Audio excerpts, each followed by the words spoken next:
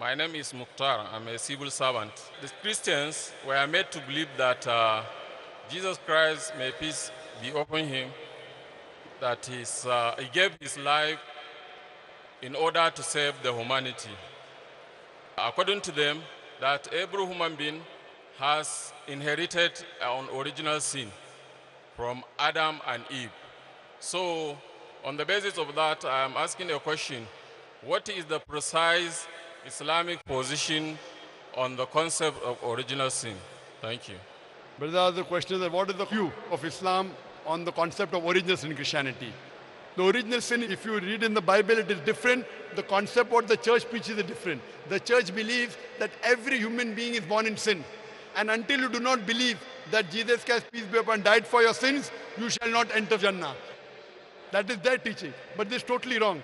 The Bible says no bearer of burden can bear the burden of others. The Bible further says in the book of Ezekiel, chapter number 18, verse number 20, that the soul that sins shall die. The soul that sins shall die, and they put a full stop. They put a full stop where there's no full stop. The complete verse says that the soul that sins shall die. The righteousness of the righteous shall be upon him. The wickedness of the wicked shall be upon him. But if the wicked turns, he shall not die. So they are quoting only half of the verse. Ezekiel chapter number 18, verse number 20, the soul that sins shall die.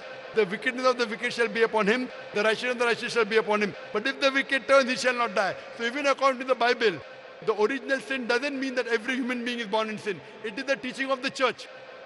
In Islam, we believe the human beings are born sinless.